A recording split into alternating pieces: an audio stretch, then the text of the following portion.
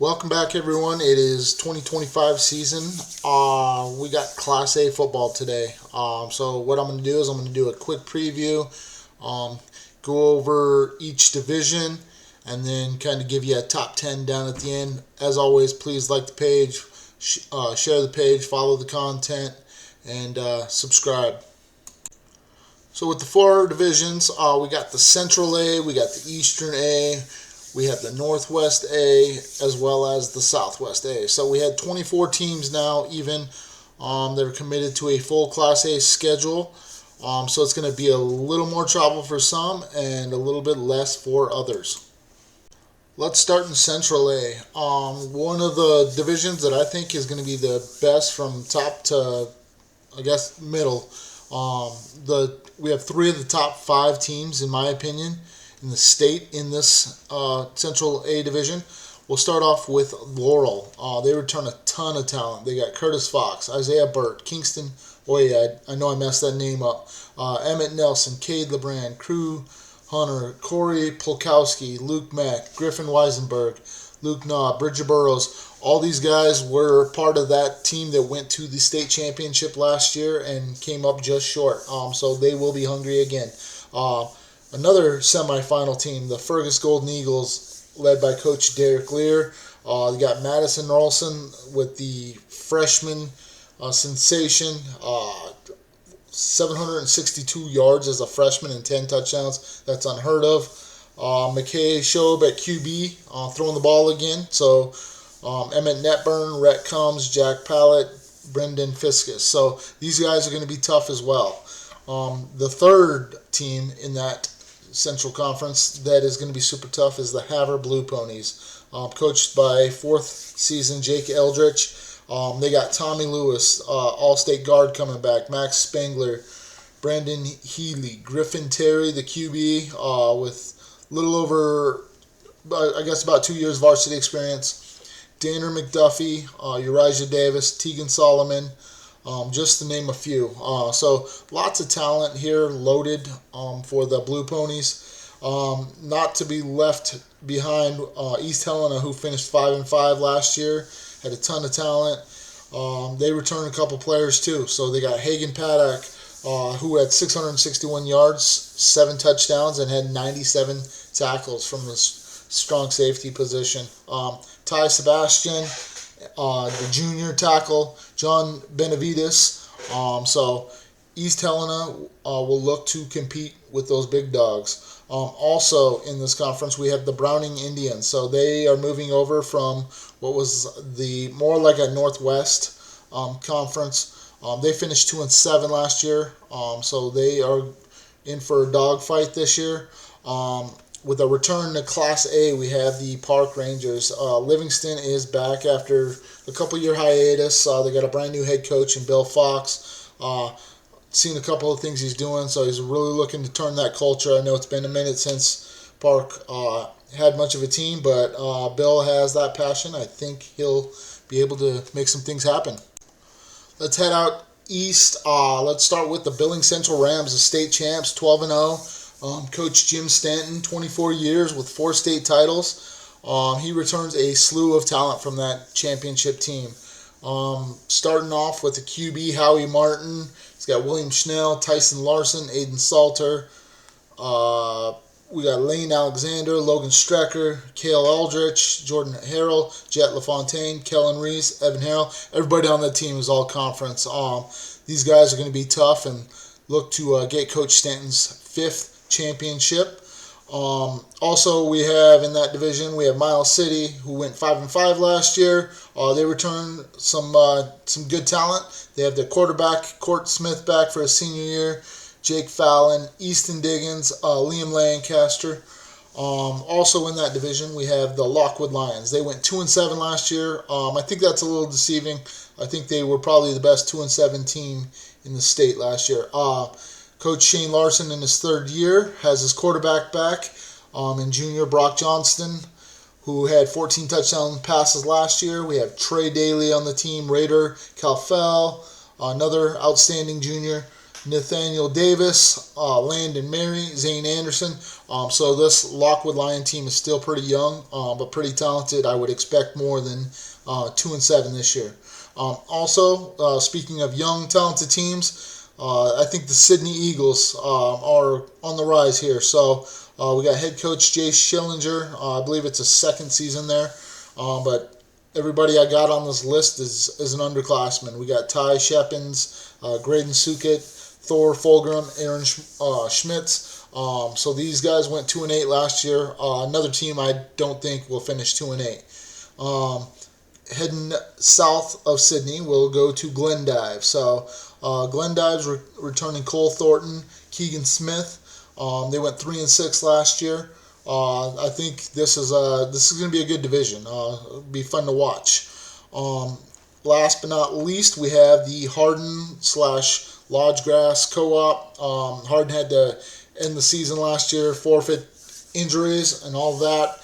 Hate to see that, but now they are partnered up with Lodgegrass. Look to complete a good season. They returned Daryl Left Hand at QB, Merrick Gutierrez, receiver, as well as some talent from the Lodgegrass crew. Next up, we're going to the Northwest. We'll start with what has to be the favorite, the Columbia Falls Wildcats. They went 7-3 last year under head coach Brian McGrath.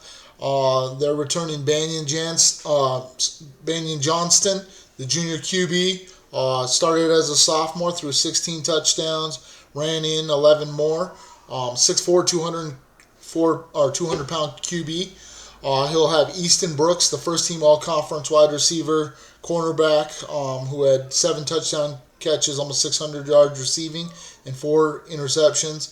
He'll have junior wide receiver Jory Hill, second-team All-Conference, wide receiver Jet Pitts, Cooper Ross, Daniel Contreras. So I believe the Wildcats will be there come playoff time, probably in the semifinals, maybe even the championship. Big Fork Vikings went 5-4 last year. Hunter Johnson in his second year now. He's got Cole Schmidt returning at QB, the 6'4", 210 QB. Trekker Hickey, first-team All-Conference, ran for almost a little over 800 yards. Tamrit Savick had 400 yards receiving, 7 touchdowns. Austin Savick had over 500 yards receiving with 7 touchdowns. Also ran one in. You got Lincoln Lettingham had 6 sacks. Ollie Buzzell and Dane Carlson for the Vikings. Whitefish Bulldogs, they finished 7-3 in 2024. They got some talent returning as well for third-year head coach Brett Bolwig. They have Sam Akey. They got Aaron Anderson, Cole Moses, Jordan Harmon, Cooper Akey. They'll be breaking in a new QB, but Whitefish typically is one of those teams that just reloads. Polson Pirates, another team that might want to keep your eye on. They got the giant Brody Boulette, 6'7" Montana State commit. They have Holden Emerson in his third year, senior QB. Third year starting, 6 foot, 180. Had a little bit of a down year. I believe he was injured for a good part of the year last year. But the previous year he threw for almost 1,400 yards as a sophomore. Cody Haggard, D-end All-Conference. They got Shaden Perry. So the Pirates will be another team to contend for. This Northwest A division was going to be a tough one. Ronan Chiefs, under head coach Danny Sullivan, went 4-5 last year. They returned a QB with 3 years experience as well. So Colby Finley got second team All-Conference last year. QB, first team at safety, 6'1", 180. Threw for almost 1,000 yards last year, 14 touchdowns. Ran 3. Previous year he had 10 touchdown passes and ran 5. So Libby Loggers, last but not least. So they went 3-6 last year. They returned their QB as well. So Tristan Anderson is doing that work. So he's 6'3", 170. He's got Isaac Lemire to throw to, an all-conference honorable mention receiver who had over 300 yards, as well as Ian Thorne. All right, let's head south to the Southwest A. Starting off with the Dillon Beavers, they went 7-2 last year. Head coach Kelvin Roller. These guys have not had a losing season in probably 50 years. I cannot remember the last time these guys had a losing season. If you know, please let me know in the comments. But they are returning their quarterback. So Kanan Christensen for his junior year, he had 14 touchdown passes last year, over 1,300 yards passing. He'll have Hank Hagenbarth returning for his senior year. He was an all-state player, 585 yards, 11 touchdowns. This is his third season in varsity action. So, Journey Matafa, second team all-conference, inside linebacker. He carried the ball as well, 5 touchdowns. He also came on the defensive side with 4 sacks. Moving on to Frenchtown. The Bronx last year looked unstoppable, and then they hit the playoffs. Seth Mason in the second year. Graduated some good talent, but has quite a bit returning. Frenchtown's another one of those teams that just reloads. So Cole Johnson, first team all-conference, returns for his senior year. We got Jordan Warner, Braden Rickey on the O-line, Henry Griffin on the O-line. We have Connor Klimple, Bailey Corrett, and Hank Smith. Next up, we have the Butte Central Maroons. So they went 3-5 last year in 2024.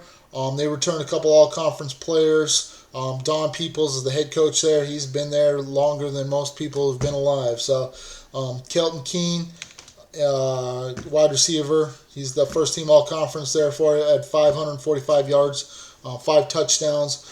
They're returning their QB, Ryan Peoples. So all-conference honorable mention. He threw for almost 1,400 yards last year, 12 touchdown passes, 4 rushing. Jack Nagel's returning. J.J. Taylor, who recorded 6 sacks. So Butte Central should be a tough team again this year. Hamilton Bronx went 2-6 last year. Kind of a fluke. That team has been good in the recent decades. So they are returning their QB, Caden Gum, for his junior year. He had 526 yards passing, 4 touchdown passes, 3 rushing.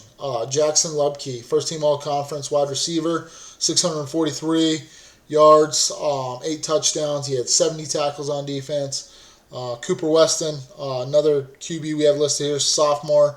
He threw for 707 touchdowns, 43 carries, and 1 touchdown. So looks like Caden Gum actually is probably the running back. It says strong safety, tight end. So between those two, both underclassmen, I believe the Hamilton Bronx will have a better year in 2025. Corvallis Blue Devils. They went 5-4 last year under head coach Josh McCrossan. They return Aiden Spencer. I know they graduated quite a bit of talent, but they should be tough again. The Stevensville Yellow Jackets went 0-10 last year. They're under a new head coach. I don't know who it is quite yet. Main player I have returning for him is Shane Medulla. So all-conference, honorable mention, junior receiver, looking to step up and improve on 2024. All right, let's get into the preseason top 10. So I went back and forth here at number 10, but let's go with the Whitefish Bulldogs. So staying in the Northwest, we'll put the Polson Pirates. Heading southwest, let's go Frenchtown Bronx. Big Fork back to the Northwest at number 7. I can't believe I'm putting these guys this low. It feels almost wrong, but Dillon. Columbia Falls at number 5. Another one of those teams I wouldn't be surprised if they finished the season number 1. So this whole top 5 is going to be interesting. So number 4, we have Havre. The Blue Ponies made it to the semifinals last year, upset Frenchtown. Had quite the year and returned quite a bit of that talent. So Fergus, they got a couple playmakers. They, again, like I said, ran all the way to the semifinals. Laurel State Championship game at number 2. And I don't know how you couldn't put Billings Central at number 1, returning all the talent they have. It's going to be a great season. If you guys want me to share content. I'm looking for coaches to interview. I'm looking for players, parents, administration. I'm looking for more content, guys. So share your pictures, share your videos. I would love to add them into these videos in the coming weeks.